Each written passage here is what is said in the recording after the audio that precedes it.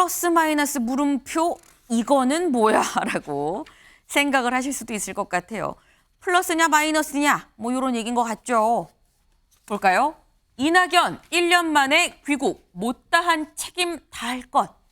이낙연 전 대표, 이낙연 전 민주당 대표가 귀국했습니다. 네, 1년 만에 귀국을 했는데 못다한 책임을 다하겠다라고 얘기를 했습니다. 이 얘기 직접 들어봐야겠죠.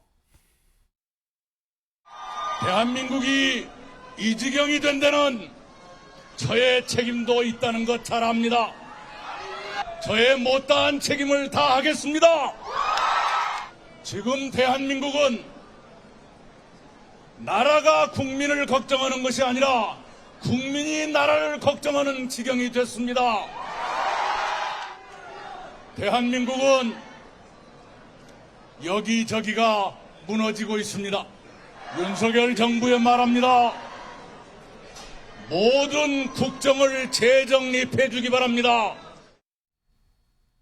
네, 이낙연 전 대표의 얘기를 잘 들어보면 주원규 의원님. 네. 일단 이낙연 전 대표 나 이제 본격적으로 정치 시작할 거야 라고 얘기하는 것처럼 들립니다. 거의 출정식을 방불케 하는 어떤 귀국 기자회견으로 읽혔습니다. 네. 일단 긍정적인 면은 이낙연 전 대표는 과거 문재인 정부 때 국무총리로서 네. 그 문재인 정부의 국정 철학을 그대로 수혈받고 계승하고 말을 할 수 있는 정치적 자산이라는 점에서 저는 네. 여야를 떠나서 이낙연 전 대표의 정치적 중량감에 대해서는 존중할 필요가 있다라고 생각을 하는데 민주당 안에서는 좀 불편한 기류가 있을 거라는 생각이 드는 게 이낙연 대표의 말씀만 듣고 보면은 네. 사실은 당 밀착형 말씀이 아니라 민주당이란 말씀보다는 네. 어떤 그냥 전체적인 자신의 리더십이나 정치력에 대한 그 표현으로 많이 읽혔습니다. 네. 국가를 위해서 무슨 일을 해야 될 것인가에 대한 비전 제시라든지. 그러니까 그런 부분에서는 지금 현재 더불어민주당과 어떤 네. 밀착적인 연대를 모색하시기보다는 이른바 로우키 전략으로 어떤 정치적인 암중모색을 하겠다는 말씀으로 읽히는데 네. 그런 모습들이 더불어민주당의 지금 현재의 상황과 잘 맞물릴 수 있을지 그 화학적인 결합에 대해서는 약간 의문부호가 붙습니다. 화학적 결합에 대해서는 좀 의문부호가 붙는다라는 말씀을 하셨다. 일단 사실상의 정치 선언입니다. 아까 뭐 출정식을 방불케 하는 그런 상황이었다라고도 말씀을 주셨는데 일단 그 사실상의 정치 선언의 어떤 그 명분, 근간은 못다한 책임이란 말에서 좀 찾을 수가 있겠죠. 근데 대체 못다한 책임이 무엇이냐? 이게 대체 무슨 얘기냐? 요 얘기는 최측근들 그리고 친명계 의원들은 또 이렇게 해석을 하더라고요. 일단 먼저 들어보고 얘기를 이어가 보겠습니다. 그건 앞으로 당이 처할 조건에서 자신이 할 수 있는 최선을 다하겠다는 그런 뜻으로 해석하시면 될 것 같습니다. 역할을 안 하실 겁니다. 본인을 응원했던 많은 분들이 있었는데 그분들에게 본인의 책임을 다하지 못한 부분에 대한 미안함과 그 다음에 앞으로 가야 될 방향에 대한 저는 암시라고 생각을 합니다. 그 이낙연 대표도 문재인 정부의 그 초대 총리로서 또 상당히 역할을 했던 분이시고 또 네. 대선에 나왔던 분 아니겠습니까? 네. 어느 누구보다도 민주당에 대한 애정이 깊으신 분입니다. 당의 단합, 또 어떤 내년 총선의 승리 네. 이런 측면에서 고민하시지 네. 그렇게 뭐 일부에 생각하는 것처럼 비명계의 무슨 뭐 어쨌든 중심이 돼 갖고 역할을 할 거다? 그럴 가능성은 전 전혀 없다고 보고 있습니다. 네, 일단 얘기를 들어보면 조금씩 해석이 좀 다를 수 있어 보입니다. 지금 뭐 친낙계라고 꼽히는 사람들의 이 얘기도 그렇고요. 친명계 정성호 의원의 얘기도 좀 그렇고 다 조금씩 다른데 근데 홍석준 의원님 네. 보면 윤영찬 의원은 이렇게 얘기했습니다. 앞으로 가야 할 방향에 대한 암시다. 그거는 우리도 알겠는데 그 방향이 어떤 방향이냐? 어떤 방향인 걸까요? 이제 지금 이낙연 전 대표 총리 제가 이제 대정부 질문에서도 뵙고 하면 상당히 좀 말을 좀 정제하시고 네. 굉장히 좀 직설적인 표현보다는 좀 우회적인 표현을 많이 이제 쓰시는데 못다한 책임이라고 일성을 딱 그 말씀을 하시는 거 보고 네. 굉장히 좀 직설적이다. 이낙연 총리는 잘 아신 것처럼 국회의원 4선의 전남지사 그리고 국무총리 당대표를 하신 민주당의 대표적인 정치가이자 행정가이지 않습니까? 네. 그러면 결국 그 안 해보신 게 결국은 대통령이죠. 결국은 그래서 못다한 책임이라는 것은 제가 볼 때는 대통령에 대한 어떤 그런 조금 장기적이지만 이야기를 하신 것이고 그리고 그 이전에 그렇게 하기 위해서는 이제 당에서의 어떤 역할 어떤 이런 어떤 부분에 대해서 명시적으로 그것도 아주 구체적으로 말씀을 하지 않나 싶고 네. 그러기 위해서는 좀 당내의 어떤 역할에 대해서는 결국 이제 친명과 비명, 반명 간에 네. 좀 보는 어떤 시각이 지금 현재 많이 좀 다른 것 같습니다. 그렇습니다. 근데 지금 말씀 중에 나온 게 지금 아마도 이낙연 전 대표는 다음 대선을 생각을 하고 얘기를 한 것일 것이다라는 말씀을 지금 홍석준 의원 주셨는데 주원규 의원님. 네.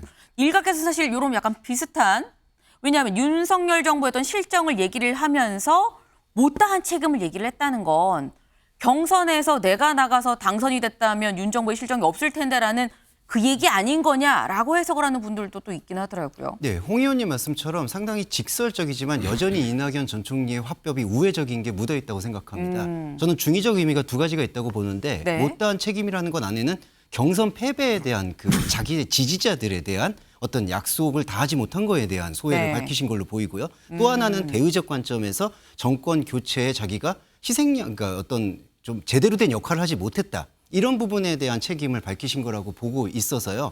앞으로의 대선 활동에서의 어떤 역할을 분명히 하실 거라고 봅니다. 그리고 되게 대단한 의지를 밝히신 거는 귀국 이후에 다시는 떠나지 않겠다라는 뉘앙스를 말씀하셨기 때문에 네. 어떤 형태로든 더불어민주당의 구심점을 가지고 움직이실 것은 분명한데 네. 과연 아까도 제가 화학적 변화를 말씀하셨듯이 이낙연 전 대표에게 더불어민주당이 어떤 의미에서의 자리를 줄 것이냐. 그러니까 정치적 자리를 공간을 내어줄 것이냐는 것에 대해서 제가 의문부호가 붙는다는 것은 네. 이번에 또 이제 넥타이 정치학이라고 하셔서 네. 청록색 타이를 메시고 기자회견을 하셨거든요. 네. 청록색 타이는 예전에 새정치국민회의를 비롯해서 어떤 국민의당 호남의 정서에 조금 더 호소하는 느낌이 있다고 보입니다. 그렇다면 더불어민주당과 호남 그리고 이낙연 전 대표 네. 이 관계성이 어떻게 이루어질지에 대해서는 앞으로 더불어민주당의 중심축이 어떻게 움직이느냐에 따라서 조금 역학관계가 요동칠 거라고 봅니다. 일단 언뜻 들어도 고차방 정식입니다. 상당히 지금 풀기 어려운 상황이겠다라는 생각이 드는데 일단 이낙연 전 대표가 앞으로 어떤 방향으로 어떻게 움직일 것이냐 여기에 대해서 오늘 나온 조간들의 제목이 살짝 그 시각을 좀 반영을 하고 있는 것 같습니다. 다음 기사를 좀 볼까요? 네, 돌아온 이낙연 비명계 구심점 될까? 경향신문은 일단 비명계의 구심점이 될 것이냐라는 점에 포커싱을 맞췄고요. 그리고 다음 기사를 좀 보겠습니다. 중앙일보는 돌아온 이낙연 못다한 책임 다할 것 이재명 손잡을까 관심이다. 비명계 구심점 그리고 이재명 손잡을까 이 두 가지 포인트 약간 시각이 다르죠. 네. 근데 이 두 개가 뭐 완전히 별건이냐? 근데 이용호 의원님, 예. 이 뭐 비명계 구심점이 되면서 또 이재명 대표의 손을 잡을 수도 있긴 있는 거잖아요. 어떻게 보십니까? 저는 제가 잘 몰라서 그런지 별로 중요한 뉴스가 아니었습니다. 저한테는. 이낙연 전 대표가 돌아온 귀국 자체가. 네. 왜냐하면 네. 뭐 친명계니 이낙연 괜히 하면서 지금 권력투쟁을 해야 될 자리가 아니고요. 네. 민생이 악화되고 있고 그리고 지난 대선에서 우리가 왜 졌는지 네. 그 졌던 걸 반성을 하면서 국민들한테 우리가 다시 집권을 한다면 무엇을 하겠다. 그리고 희망을 줘야 되는 포지티브가 있어야 됩니다. 네. 바로 그런 부분에 있어가지고 그 얘기들이 창출되는 하나의 과정이라고 생각하고요. 네. 그 창출이 제대로 엮여서 새로운 비전을, 새로운 리더십을 끌어낸다면 민주당이 앞으로 나아갈 수 있는 것이고 그런 방향을 하지 못하고 서로 간에 자리 싸움을 하는 모습으로 국민들에 비춰진다면 네. 민주당의 미래가 어두워지는 겁니다. 그래서 저는 오셨으면 네. 그다음부터는 그동안 우리의 대선은 뭘 잘못했고 본인도 문재인 대통령 시절을 총리로서 어떤 부분을 잘못한 게 있다. 그리고 어떤 부분을 보완해야 되고 이런 것들을 솔직하게 이야기하는 과정. 그리고 그게 당내에서 여러 가지 의견으로 조율돼 나가는 과정이 필요하다고 생각합니다. 그 출발점이지 이 자체가 하나의 뭐 친명계냐, 그다음에 신이낙연계냐 이렇게 나누어서 볼 이야기는 아니라고 보입니다. 친명계, 친낙계를 나눌 일은 아니고 같이 합심을 해야 된다 뭐 이런 취지신 것 같아요. 새로운 시대를 열 시대 네. 정신을 우리가 같이 찾아 나가는 데 있어서 이낙연 대표가 가지고 있는 경험, 그리고 이재명 대표가 가지고 있는 경험, 그리고 뜻 이런 것들을 모아가는 과정이라고 본다는 것입니다. 네, 김동원 의원님. 네.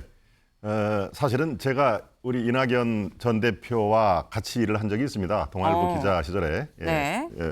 이제 국제부장을 마지막으로 정치에 두셔놨는데 이낙연 전 대표가 저 정도 얘기를 하면은 이거는 대권에 도전하겠다는 뜻 확실하게 보여준 겁니다. 절대로 이렇게 직설적으로 얘기를 하는 스타일이 아니거든요. 네. 후배들을 깰 때, 그러니까 혼낼 때도 네. 그냥 깨지는 않습니다. 항상 우회적으로 깨가지고 네. 이렇게 야단을 다 맞은 후배들이 이낙연 선배가 내가 뭘 잘못했다는 거지라는 얘기를 두 번, 세 번 생각하게끔 네. 하는 그 화두기 때문에 국가를 위해서 내가 하겠다 안 하는 얘기 그 얘기를 도망가지 그냥 않겠다. 네, 그 얘기를 그냥 한 게 아닙니다. 다 이 현지 워싱턴이라든가 또 독일 들렸다 왔죠. 거기에서 이 지지자들하고 다 사전 이른바 독회를 했을 겁니다. 그리고 공항에 저렇게 1,500명이 나왔다는 그 자체가 보여주는 겁니다. 그거는 이재명, 지금 민주당을 이끌고 있는 이재명의 강을 건너서 내가 대선 후보가 되겠다는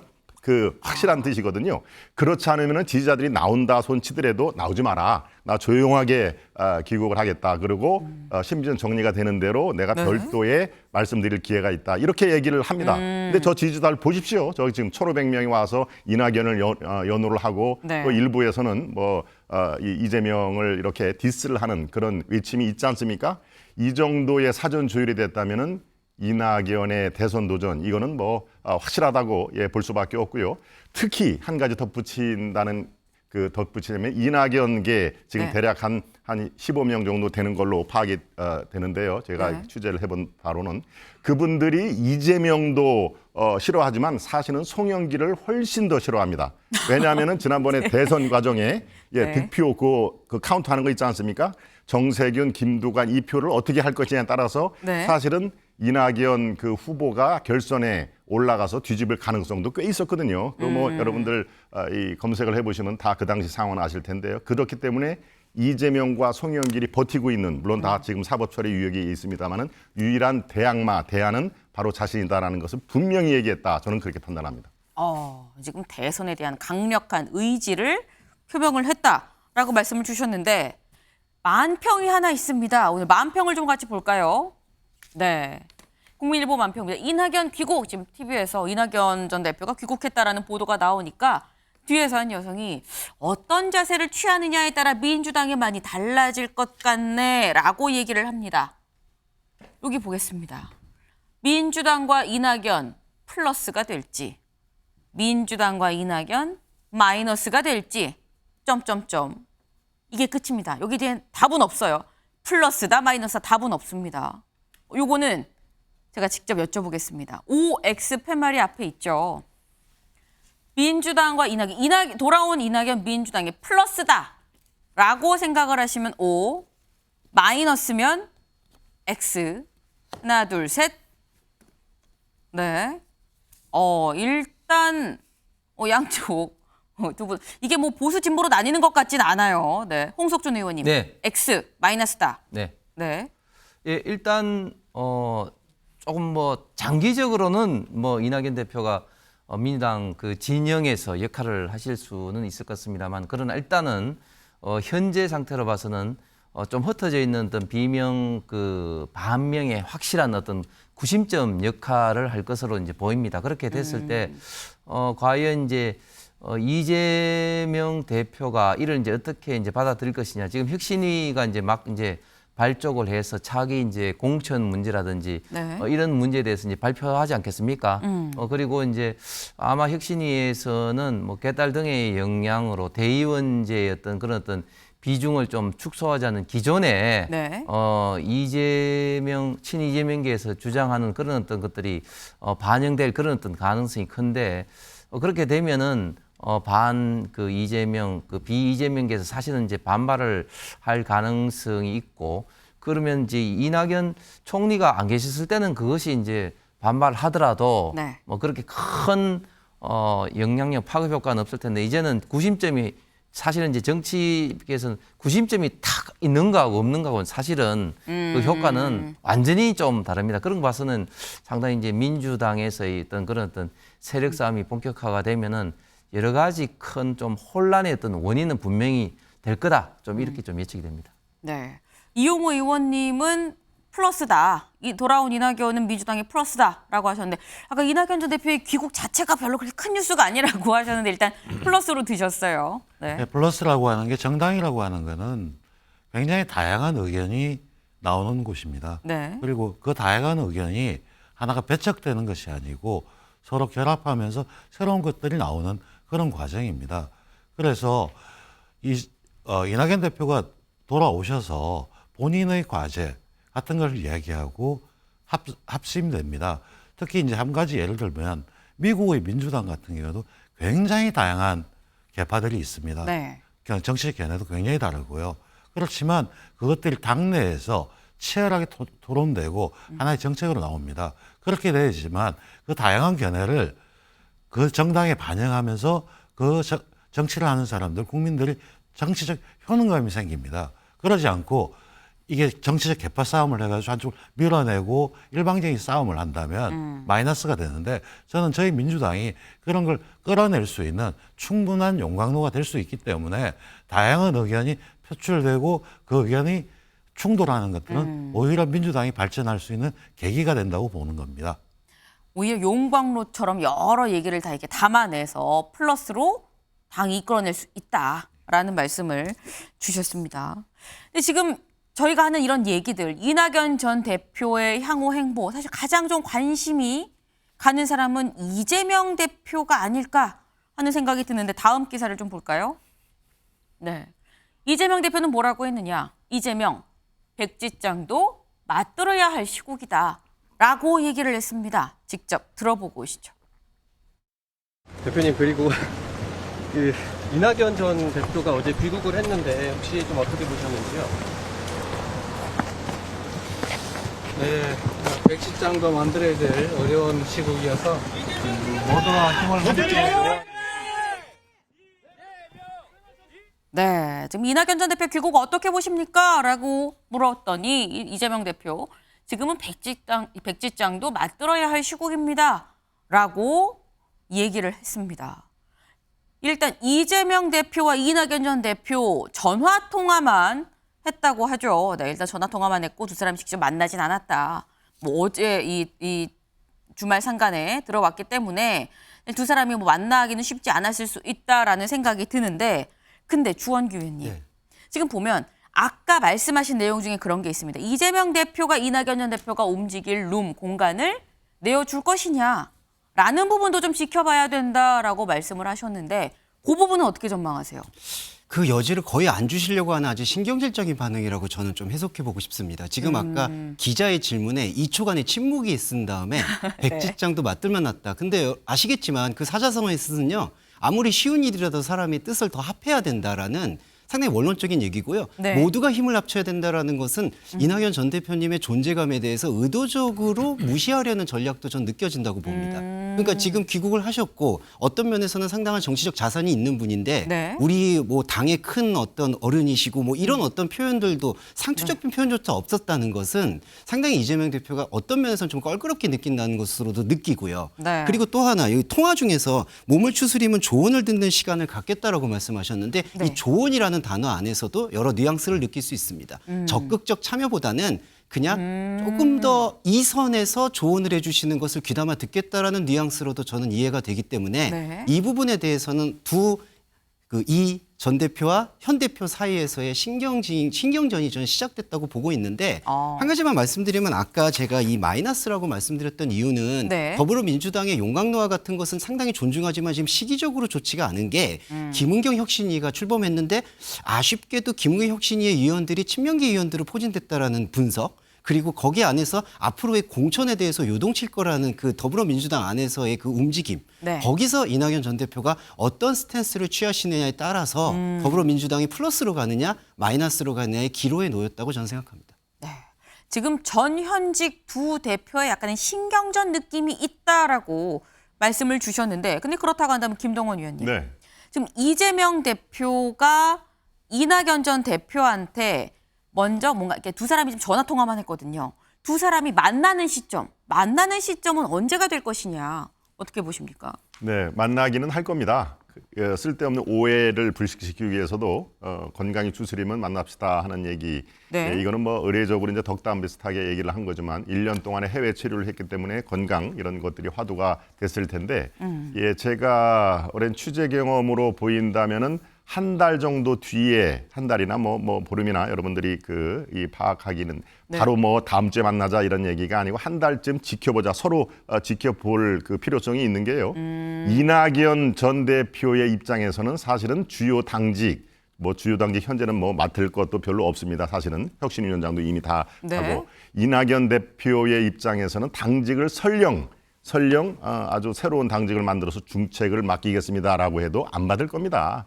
지금 맡을 필요성이 이낙연계의 입장에서는 왜?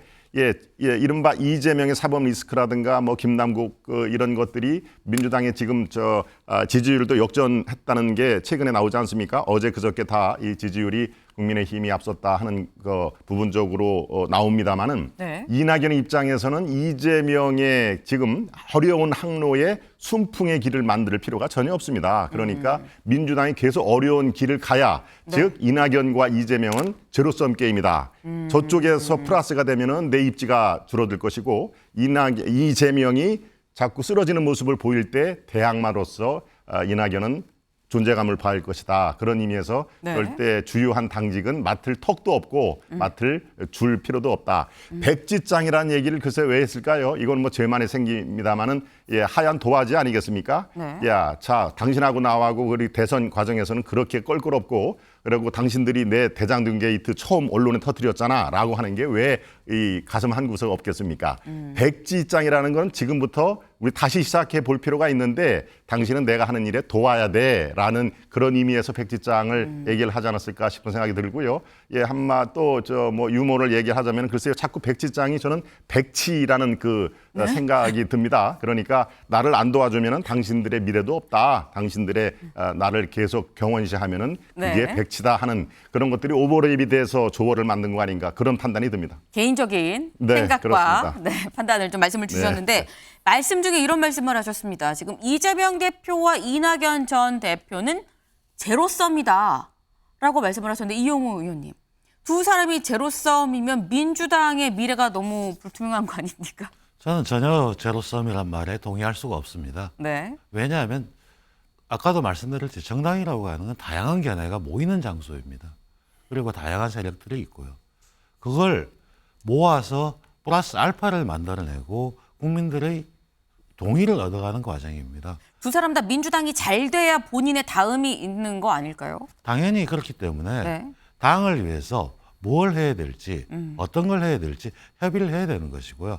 그걸 이끌어내는 것 자체가 민주당의 리더십입니다. 그걸 제대로 리더십을 발휘하지 못한다면 국민들은 민주당을 외면할 것이고요. 이런 새로운 갈등 속에서도 새로운 리더십을 이끌어내고 앞으로의 시대, 우리 시대에 필요한 것들이 무엇인지가 밝혀지고 그걸 자임할 수 있는 사람이 누구냐. 이런 사람들이 리더가 되고 대통령 후보가 되는 겁니다.